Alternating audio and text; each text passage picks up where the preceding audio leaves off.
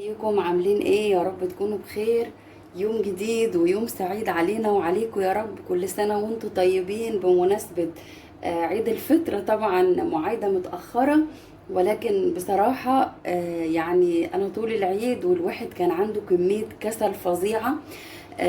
تعب رمضان كله بقى حل على الواحد، وخلى يعني الواحد مش عايز يعمل ولا حاجة. عايزة اقول لكم دي تاني مرة بس ادخل اطبخ من يوم العيد.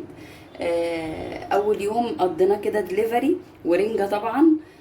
معرفتش اصور معاكم او ما قدرتش، ما كنتش قادرة. كان عندي كسل على تعب، على كنت عايزة اخد فاصل عشان اقدر اواصل. دي تاني مرة بس ادخل المطبخ، او يعني تالت مرة تقريبا. فقلت اشارك بقى معاكم كده واحاول ان انا اخلي الكسل كده يبعد بعيد عني شوية.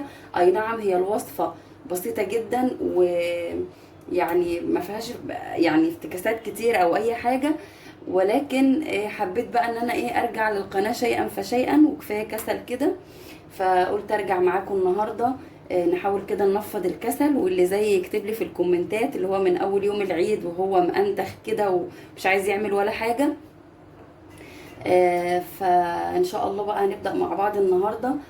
ولادي عايزين شاورما، وانا كنت برضو كسلانه ومش عايزه اقوم اعمل حاجه، بس بقى قلت لا مش هينفع. خاصة ان انا كنت عايزة اقضيها النهاردة كده اي حاجة، بطاطس وجبنة وبيض ومش عارف ايه. فلقيت البطاطس عندي خلصانة، البيض خلصان، فلسه بقى بكرة السوق ان شاء الله. فقلت لا، هقوم بقى كده اطلع نص كيلو بانيه، اعمله لهم كده ببصل وبخلطة الشاورما، واعمله لهم سندوتشات، ونقضي اليوم لغاية كده ما يعني نستعيذ بالله من الكسل. ونبدأ إن شاء الله على بركة الله، ونرجع تاني من أول وجديد مع بعض في وصفاتنا الجميلة، ونرجع مع بعض تاني في القناة. كل سنة وانتم طيبين مرة تانية. وبقول لكم إن هي متأخرة، ولكن كنت لازم أقول لكم كل سنة وانتم طيبين. النهاردة إن شاء الله زي ما قلت لكم مطلعة كده نص كيلو بانيه، قطعته تقطيعة صغيرة، وهتبله بتتبيلة الشاورما. هنزل كده بعلبة زبادي صغيرة زي ما انتم شايفين كده، وهنزل عليها بشوية توابل، معلقة كده صغيرة من بهارات الفراخ، وكمان معلقة برضو صغيرة من السبع بهارات، ومعلقة فلفل اسود اهي. تمام. وهحط بقى الملح. انا مش عارفة اعمل ايه في الدبان اللي قرفني اخر قرف ده بصراحة، يعني تعبت منه بجد.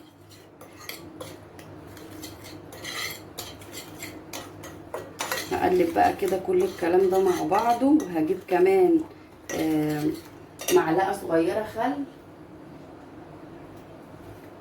معلقة خل اهي. وكمان هجيب برضو شوية زيت، شوية زيت اهو، معلقة برضو كبيرة تقريبا. هقلبهم كويس قوي مع بعض.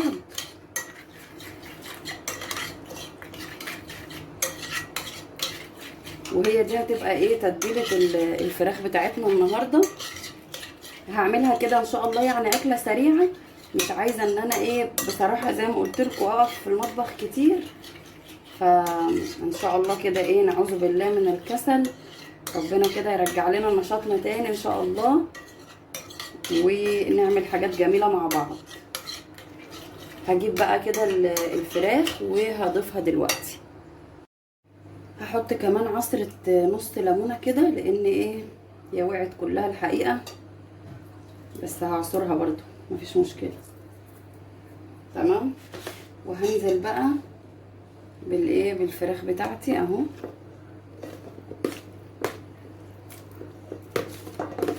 ده كده نص كيلو بانيه انا مقطعاه يعني تقطيعه صغيره، وغسلاه كويس قوي بقى بملح وليمون، ويعني زي الفل. تمام. هقلب بقى التتبيله دي كلها كويس قوي كده. كنت عايزه كمان ابعت اجيب عيش سوري، لان بصراحه زي ما قلت لكم مش قادره اعمل حاجه، بس ما لقيتش بقى لقيته بايت فما رضيتش اجيب. فهعمل كده النهارده يعني حاجه بالعيش العادي، يعني هعمله كده سندوتشات وان شاء الله تظبط كده ويبقى طعمه حلو. يعني بدل العيش السوري كده نتصرف باللي موجود، لان احنا اصلا بنتلكك ومش عايزين نعمل حاجه. تمام. لو انت مش مستعجله بقى سيبيها مثلا ساعه او ساعتين في التتبيله دي كده زي ما هي، ولو مستعجله اشتغلي بيها على طول زي ما انا هعمل دلوقتي كده. هنا بقى سخنت شويه زيت، عايزه تحطي مكعب زبده ماشي اللي يعجبك. وهنزل بقى كده هقلب فيها، يعني افردها بس وهسيبها عشان ما تنزلش الميه بتاعتها لحد ما لونها يغير كده ونرجع نشوف.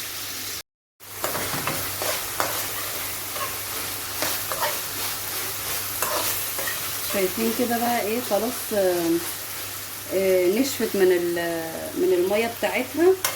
هي نزلت شويه ميه صغيرين، وزي ما انتم شايفين كده بقى ايه، خلاص دلوقتي هي استوت، بس انا مستنيه ان هي يعني تاخد لون كده شويه، لون تحمير، علشان انزل عليها بقى بالبصل وبالفلفل.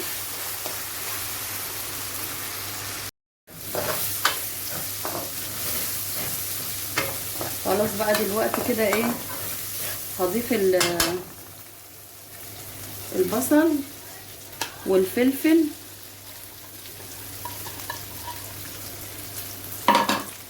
وهديلهم تقليبه كده بسيطه قوي، مش هخليهم يعني يتبالوا جامد معايا، يعني يبقى البصل كده لسه فيه قرشه زي ما بيكون محطوط كده في سندوتشات الشاورما.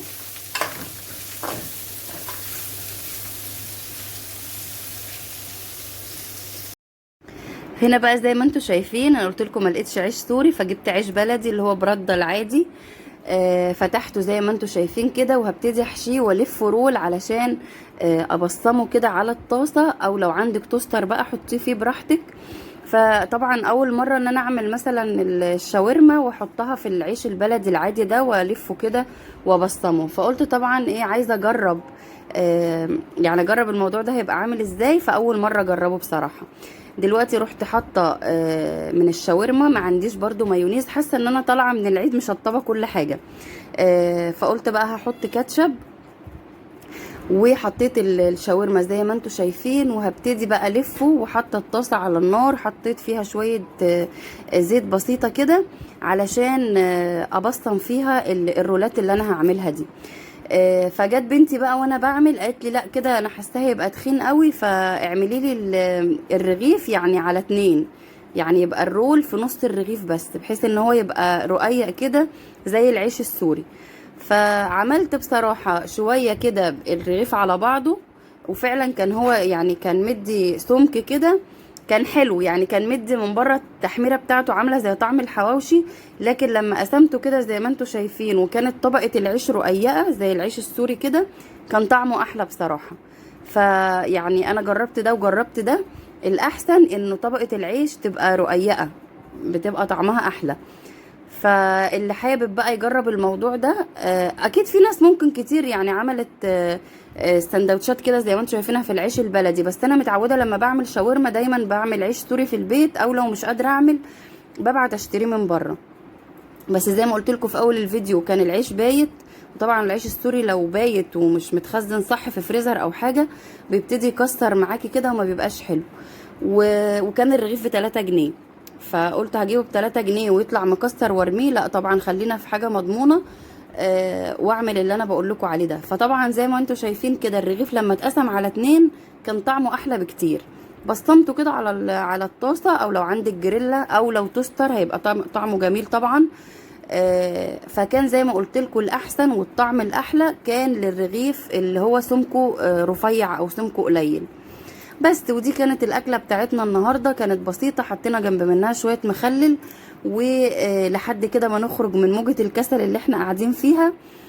يا رب يكون الفيديو عجبكم، اوعوا تنسوا لو عجبكم تحطوا لي لايك وتشتركوا في القناه، وتكتبوا لي رأيكم في الكومنتات، وقولوا لي انتوا كسلانين زي كده من بعد رمضان ولا لا. اشوفكم في فيديو جديد، مع الف سلامة.